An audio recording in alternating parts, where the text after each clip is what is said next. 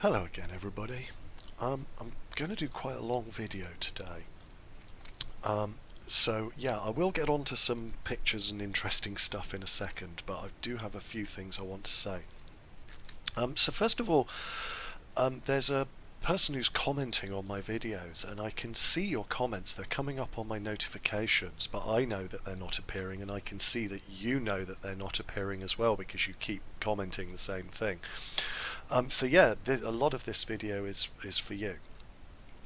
The second thing, what I'm going to do today is I'm going to look at formicariums. I'm going to talk about formicariums, different types of formicariums, what I use, why I use what I use, etc., etc. And a lot of this is coming up today because I had a delivery this morning, so I've just got some new equipment which I want to show you. So next, a disclaimer. Everything that you see in this video that I have, all my equipment has been purchased by me. I've received nothing for free. I am also going to talk about different formicariums in different companies, and I would like to say that all the opinions that I express in this video are my own personal opinions. In a lot of cases, I haven't owned products by certain companies. I am just going on third-party feedback and what I think, looking at pictures and stuff like that. And therefore, my opinions on some things might not be that valid. You can make your own mind up. So yeah, everything is my own personal views. There is no substance to any of this. I don't want any of these companies to come back at me and say that I said X, Y, or Z. So yeah, formicariums. Everybody's very interested in formicariums about moving their ants into nests, and that's obviously why I'm getting questions and what people are thinking about. So the first thing that I would say to anybody who's watching this as maybe one of my first videos is please go back, and I would ask you to watch two previous videos. There's one video called Expectations for the Future, which is a very general video about what you should be looking for in a nest and what sort of size and when you should be thinking about moving your ants into a nest. And then the other video is managing in your ants in a test tube, and again that talks about new colony test tube care is what it's titled, and that talks about managing test tubes and small outworlds and how to keep your ants in a test tube and still introduce either a subsection of the test tube or an actual outworld or a tubs and tubes setup so that you can be feeding them. Because everything that I'm talking about today, here's my next disclaimer, everything that I am talking about today is with regard to Lasius niger and Lasius flavus. And again, different ant species like different environments, and if you're keeping a different species, then please do your research on your species. Okay, because not all species like the same conditions, like I said. And just because I've said this about what I'm saying doesn't mean it's true about the ants that you're keeping if you're not keeping Lasius niger or Lasius flavus. And then the next disclaimer is that, as I said at the very start of my channel, this channel is devoted to the UK. I live in the UK, and therefore a lot of the information that I'm going to talk about and a lot of the companies that I'm going to discuss today are from the point of view of a UK person, because this matters a lot when it comes to ant keeping equipment. As I will discuss with you later in the video, import costs when you import equipment, especially from other continents, can really become prohibitive in terms of cost. So I always encourage people to shop locally. So if you are from a different country other than the UK, what I would say to you is, yes, watch my video, but take everything I say with a big pinch of salt, and then start looking up your own local alternatives to perhaps the companies that I'm going to talk about or mention. Okay, finally, that's all my disclaimers done, so on to what I want to talk about today. And yeah, I've had a delivery because obviously what you're looking at here, as you can see, it's my Lasius niger, and they're very, very packed in, and I'm starting to think about housing for next year for both the Lasius niger and the Lasius flavus. So I put an order in with WaKooshi. Again, another thing I just want to say again here, hibernation. Your ants are gonna be in a fridge from the end of October onwards for the next 4 months. Okay, so now is not the time of year to be moving ants into new setups. You might as well keep them, if they are in a test tube, in that test tube, because it's so much easier to pop a little test tube into your fridge if you haven't got a dedicated fridge for your ants than it is to put in whole formicariums. Yeah, and as I've said before, if you are planning what your setups are going to be, by all means watch this video and start to think about what you want, but you're not going to want to be moving your ants into anything really until after they come out of hibernation, i.e. March or April next year. And in between now and March and April next year, as I said in my other video, is Christmas. So if you want to be getting stuff, get it for Christmas. Be planning this for next spring. So yeah, I had a delivery today from WaKooshi. I'm going to do an unboxing, but I'm not going to do one of those boring unboxings. Oh, here's me cutting it and this is what you get in it. I can't stand those videos. I don't understand why people make them. But I will show you what I've got. So I got in here, it all comes, you know, you do the usual unboxing thing. Yes, it all comes nicely packaged from WaKooshi in individual little bags for all the things I ordered. So I've got some more tube connectors to these things, 4-way connectors. I ordered another 4-way connector because, as I said, I love them.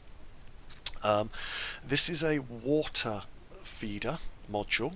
I did a thing on water recently, and this is just like a single module that you can put into a WaKooshi setup, and I'll show you in a second what I'm going to do with all this, what my plans are.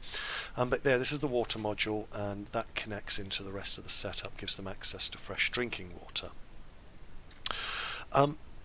And what I'll show you in a bit, this is going to be my next year's Lasius flavus setup that I've ordered here. It looks good actually. It's coming later in the video, but there's a little bit for the Nigers in here as well. This is the outworld for the new setup, and it was an absolute pain to assemble. This is just something I ordered for fun. I don't know if it's any good or not. I might try it out next year. It would perhaps do to found a Lasius flavus in, because they don't grow very fast. It's got one tiny little wet chamber in there.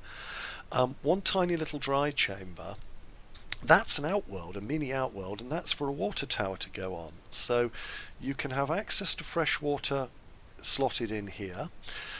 As I said, you've got that little outworld there. That lid comes off there, and you can access into that little outworld there to put food and stuff in, and then you've got the two little chambers, a little wet chamber and a little dry chamber. It's a very cute little founding nest. And I think Lasius niger would outgrow it so quickly. I mean, it would be pointless for them. It's what, here we go, 5-6 centimeters long by about the same wide. But the flavus, they were really slow growing, and I'm thinking if I do get another flavus queen next year that makes it through to workers, I might put her in there just for see how it goes, because I love the idea, the whole thing in something 6x7, outworld, water, nest, the lot. And then this is what I'm really excited about. This, I'm hoping, is next year's nest for the Lasius niger. What I'll show you in a minute is that they always cluster up, or sorry, you've seen actually them all clustering into the wet areas, but this is beautiful. Look, it's got two of the gypsum inlays, one on the left and one on the right, and the only dry part is there down the center, and it's got two separate watering holes, one on the left and one on the right, which go to, so you can alternate your water, and therefore you can let one side dry out, because that hole will only water that half, and obviously that hole will water that half. It looks absolutely gorgeous. I mean, I'm really excited about this nest. It looks really nice. Dry sections down the center as well. They come in there through the front door. And also what he's done with WaKooshi, look, he's made these little doorways between the sections a lot narrower now than they used to be. If you look at my current setup, those doorways are quite wide, but by narrowing them down like this, it'll just make Lasius niger small ants feel a lot more secure and happy in there. And this chamber here, look, to get to it you have to come all round. Look, there's only one doorway in through each section, so you come from the front door, you have to go all round there to get in. That's where I predict the queen will hang out, either that side or the other side's the opposite way around, but still there's a chamber right at the end. And yeah, just lots of little chambers in there, lots of little chambers that will all be different humidities as you alternate the water between left and right. Loving it. And yeah, this is the outworld, and I have to say I'd not put an outworld together before, and I won't bore you with me doing it. Here's the finished product.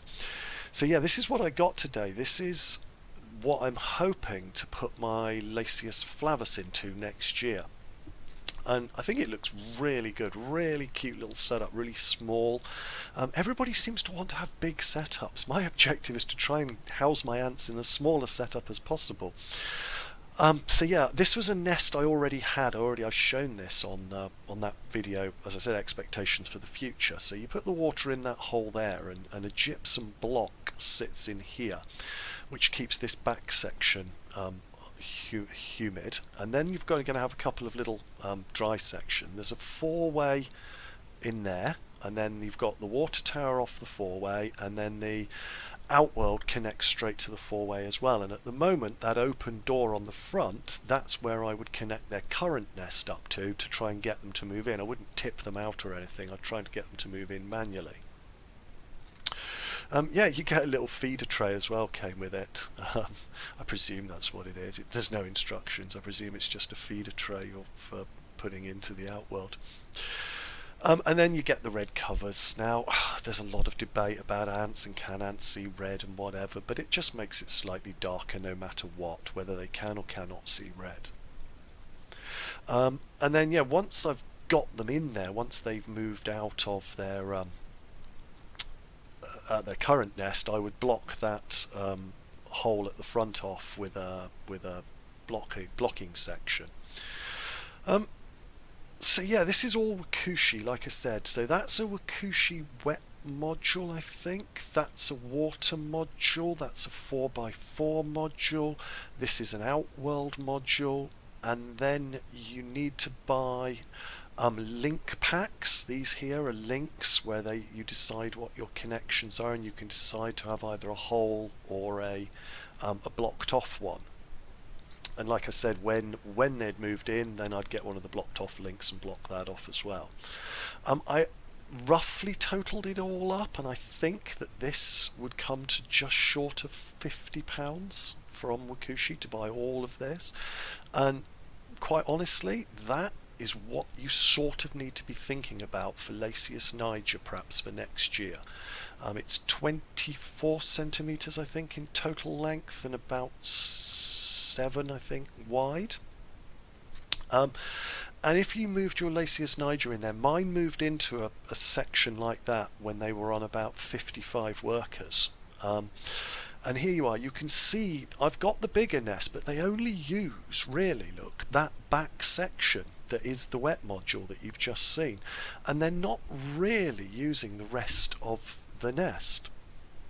And I found that they like it wet. I mean, a lot of the guides online say that Lasius niger, they say sort of 60-degree humidity. I find they don't really want to come out into the main part of their Formicarium. They love hanging, they love to cram themselves into these two wet chambers at the back, and that's why I'm so excited about that new big nest, because it's got so many more wet chambers in there. They can sort of spread out next year.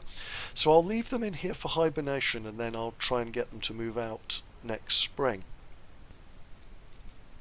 So yeah, nests. This one is an old nest. This is a layered acrylic nest. So what I thought I'd do, let's talk about this first so we can talk about how ant keeping has moved on.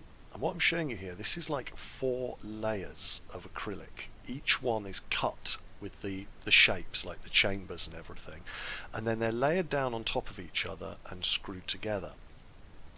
And then at one end, as you can see, there's a sponge, and that sponge, there probably are some micro holes or something inside here, with little sort of chambers down the side that the water can sometimes run into, and somehow the water then evaporates out from that sponge into the chamber. Now, they're not very good, layered acrylic. It's something that's a little bit old-fashioned now, and most ant keeping manufacturers have moved on from layered acrylic. Because you've got these layers of acrylic, it means that air can pass through those layers. It means they dry out very quickly,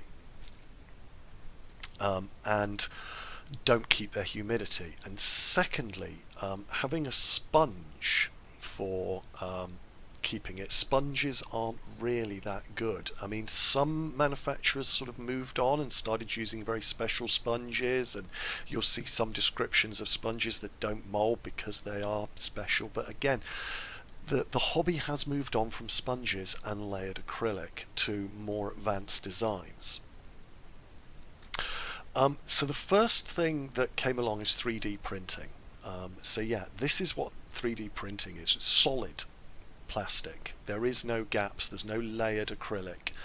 But then you need as well your humidity. And as I said, this one has got a gypsum block that sits in there, and you put the water in the side and the water goes underneath the gypsum block and then soaks up. You can see there that that chamber is actually deeper than the chambers with the gypsum in it, and that's because the gypsum is sat on top of that little reservoir underneath it of water, which will soak up into the gypsum stone and keep the humidity in there. And this is very much the new modern way of thinking, things that soak up from underneath. Some formicariums, some of the 3D ones, they come with holes in the floor that the water comes up, soaks up through the holes in the floor. Some come like this with stone inlays that the water will soak up into. You can get things called mushrooms. None of the UK manufacturers do this, but it's like a stone mushroom where the base of the mushroom sits down in the water reservoir, and then it sucks it up through this stone mushroom, and then the top part of the mushroom is in the actual nest, and therefore it then diffuses the water out through it. So the final part of this video, if you're still with me, I'm just going to look through some of the UK manufacturers that I know about, and I've done a lot of research. I search for ant suppliers a lot, and there may be some others, and there definitely are some other small ones on places like Etsy and eBay. You can sometimes find little individual personal manufacturers, but these are the major companies. Well, major is the next problem. Most of these companies are clearly very small companies, and the coronavirus has affected the ant keeping suppliers quite badly, and a number of them have either gone out of business or their websites currently show a lot of out of stocks. I'm hopeful, fingers crossed, that this won't be permanent and that these manufacturers will bounce back, but I'm making this video in the autumn of 2021. You need to stay up to date. I've already, in the time I've been keeping ants, noticed manufacturers come, new ones come, and old ones go. It is a very, very small market, which is growing, but it's very difficult for some of these manufacturers to stay in it long term, and like I said, coronavirus has made things even worse. So yes, I'll look at each of them. So first of all, while I've been talking here, you've been looking at my Lacius flavus in a layered acrylic nest. So going back to what I said about layered acrylic, it's not that it doesn't work. It does work. You're not going to kill your ants. In fact, they're going to be relatively happy. And at the moment, as you can see from the condensation, this one's very wet, but the problem with them is it's keeping them humid. They dry out incredibly quickly compared to my WaKooshi nests. I've said this before. So there's nothing wrong with layered acrylic, is the first thing. However, there are some nests that there are plenty wrong with, and you shouldn't even touch with a barge pole at all. So the first of those is gel nests. These are a gimmick. That gel is going to mold. It molds apparently incredibly easily, becomes toxic. The gel itself will end up killing the ants. These little kits you get have got no queen in them. There's no, they're absolutely awful. If I presume that nobody's got one of these, I hope that anyone visiting my channel is serious about ant keeping, because if you've got one of these, you're not serious. Throw it in the bin. And then next, as sold by the Natural History Museum, who, despite who they are, clearly know nothing about ant keeping, are these Antworld kits. They, well, they just might manage to keep your ants alive, but they are apparently terrible build quality. Laceus niger will escape from them fairly easily, and keeping them humid is going to be a nightmare.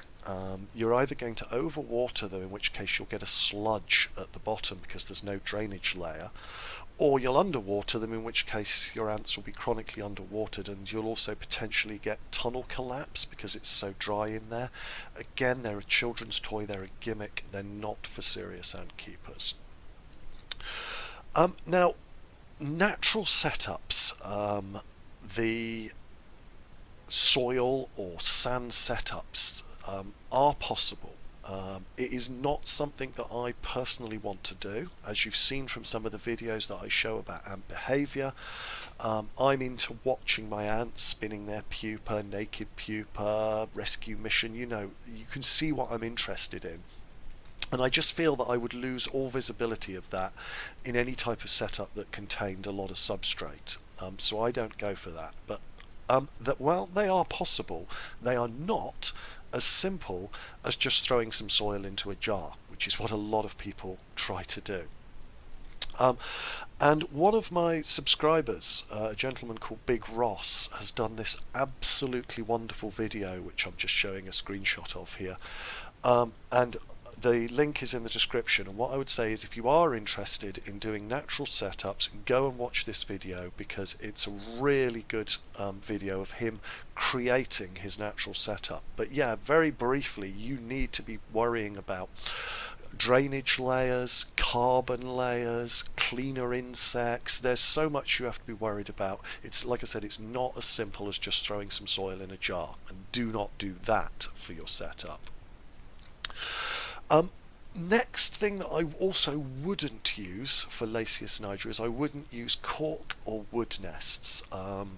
Some of them are professionally built nests, as this one that you're looking at here, and while they are very good for some drier loving species, as I've shown you, I think that Laceus niger really like the wet areas of the nest, and I just think that cork and wood would be too dry for them, and therefore difficult to keep humid, and they probably wouldn't do that well in it. I don't know, I haven't tried them out. I just think that would be the case, so I wouldn't if it was up to me. So yeah, then on to the UK manufacturers that I know of. Obviously WaKooshi. I don't really need to say much more about WaKooshi. I've already done basically a giant free advert for WaKooshi in the first part of this video. But yeah, WaKooshi, I'll put links to all of these websites, the ones that I'm going to talk about. I will put links to them in the description. Antboy. Now, I used to be looking at his Waitong Pro range, which I was interested in, but I see that he's got nothing available there at the moment, so I don't know if there's been some manufacturing issues or whether or not he's decided to permanently move on to the new thing, because I see that he's got this new range of smart nests out, which are 3D printed with a sponge for hydration, but with inbuilt humidity and temperature reader, so that you'll always know that your nest is at the correct humidity and temperature. I'm just now sold on the idea of wet stone. I like it, and my Laceus niger seem to like it. I'd like that he re-released the Waitong Pro range, because I wouldn't mind of trying one of those, but anyway. Like I said, times are very difficult at the moment, and manufacturers are doing what they can to stay in business. The Ant Keeping Depot. This company doesn't actually make nests themselves, what they are, they're a middleman. They get foreign suppliers, where if you, and I'll talk about foreign suppliers right at the end, but if you import stuff, it can cost you an absolute fortune, as I've said, in import costs. Whereas if they're buying perhaps in bulk or whatever, they can obviously diminish that and then sell it locally within the UK.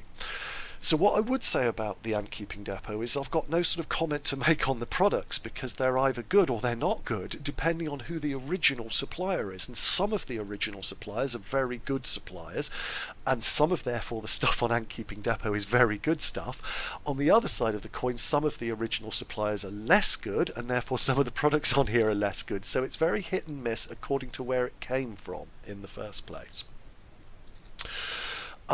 The Ant Lady, I hear a lot of good things about the Ant Lady, but she mainly does queens, if you want exotic queens. She does do a little tiny bit of nests and equipment. You might want to have a look at it, but that's not really what she's renowned for. Antkit. I used to love Antkit, actually. I love their outworlds. I think their outworlds absolutely brilliant. That's what my Lacius niger are using. The acrylic nest, it's an Antkit acrylic nest that the Flavus are in, and Antkit, just before what happened, which I'll talk about, happened, they'd moved on from acrylic nests and were starting to try some whitong nests, where the inside, the stone is whitong rather than gypsum, but still basically the same principle, having a stone inlay inside.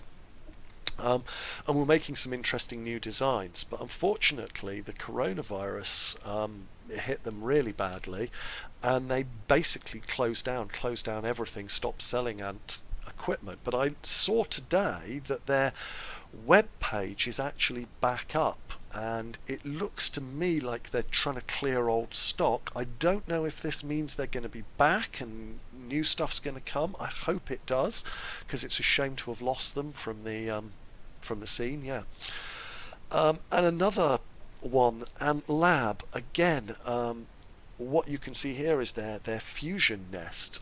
As you can see, it's got like a floor made out of a stone, so that the water would go underneath. You can see the hole for putting the water in doesn't go into any sponge or anything, so the water probably goes down underneath and then soaks up into that floor made of stone. Interesting concept, looks good. I'd love to try them. I haven't tried them. Again, one of the problems at the moment with their website is everything says it's out of stock. So I don't know whether or not they do or do not have stock at the moment, or whether or not the coronavirus, again, I just don't know the situation there. I mean, obviously, everything out of stock can't be everything's going well. High-tech ants. I haven't used High-Tech Ants. They're one of the other sort of big companies that survived through the coronavirus along with WaKooshi, and at one point they were almost all we had. Everyone else was either out of stock or had closed down. They look good. Some of their products do have little sponges in it. I don't know, because they've got temperature and humidity modifiers built into a lot of their products, so you'd be able to see if those sponges aren't sufficient or whatever. I haven't tried them. Some people say they're really good. I haven't heard negative feedback seen about High-Tech Ants. I've only seen positive stuff, so try them if you want to. And then I'm now going to talk about some of the sort of perhaps the tail end. And the first one I'm going to talk about is the infamous Aliexpress. Now, some of the stuff on Aliexpress, basically this is manufactured in China and then imported to a sort of shipping company which is based in the UK, which means you can then buy it for UK pounds. Some of the stuff on there, I see this on forums and Reddits and stuff where new ant keepers have gone out and got stuff like this. This one in particular always makes me cringe. Because it's huge, absolutely gigantic, and people go out and they buy this when they've got their ants in a test tube thinking this is what they're going to move them into. Look at the size of that. From what I've heard, the build quality is not good. It's layered acrylic, so its humidity is appalling. That test tube that sits on top of a sponge isn't good enough to keep that whole thing humid. Like I said, I've heard that the build quality, there are cracks in it and all sorts of lacius niger will be out of it in a flash.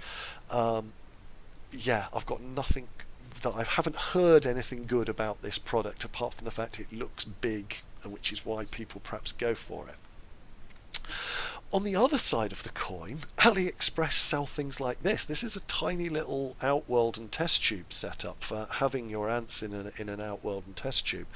And I've heard nothing but good things about this. A lot of serious ant keepers say that for the price, and you can see they're £3.27, for the price what you're getting, it's just fantastic for new colonies in test tubes when you want to give them that little outworld at the start.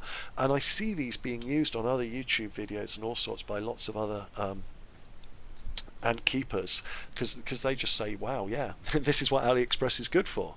So Aliexpress, there is some good, there is some bad. I thought I'd better give a special mention at the end to the infamous TarHeel Ants. These have an almost legendary reputation in the ant keeping world as being like the Rolls Royce of ant keeping products. They are supposed to be really, really good. As you can see what they are, they're sort of stone chambers, and in there you have a little pot that has water in it with a grill on the top that sort of leaks it out and keeps those into everything. They're supposed to be absolutely fantastic. The trouble is they are pretty pricey anyway, and they're based in the USA. When you add on the import costs, they become extortionate. Absolutely extortionate. I wouldn't recommend you go out and buy a TarHeel Ants setup, purely because you can get nearly as good. Perhaps it's not quite as good. You know, if you go to someone like WaKooshi, it's plastic with a stone inlay. This is all a lot better and a lot more solid and everything like that. But the price doesn't make up for that increase in that tiny increase in quality. Not especially not with the import. And I'm not even going to put a slide up for the other one, which is Ants Canada. I know a lot of people love his YouTube, and I know a lot of people got into ant keeping because of Ants Canada. First thing to say is that yes, his shop is named Ants Canada. It's not in Canada, it's in the USA, which surprises people in Canada when they try to import it and it has to cross borders and they have to pay import tax on an Ants Canada product. Second thing is it's very, very expensive. It's possibly as expensive as TarHeel Ants, and it's not even as good a quality as TarHeel Ants. It's nothing wrong with it per se, the Ants Canada stuff. It's just not as good as TarHeel, and it's just as expensive, and the import costs are massive again. I wouldn't touch it if I was you. If you're really loyal to Ants Canada because you grew up on his channel, by all means, but again, there are cheaper British alternatives available. Right, thank you everybody for listening. The end of a bit of a marathon session. Yeah, I hope this was useful for any of you who have got to the end of the video. And like I said, what I'll do is I'll put links to all of these sites and to Big Ross's video in the description below, so you can use that to find any of them. Thank you for watching. Goodbye.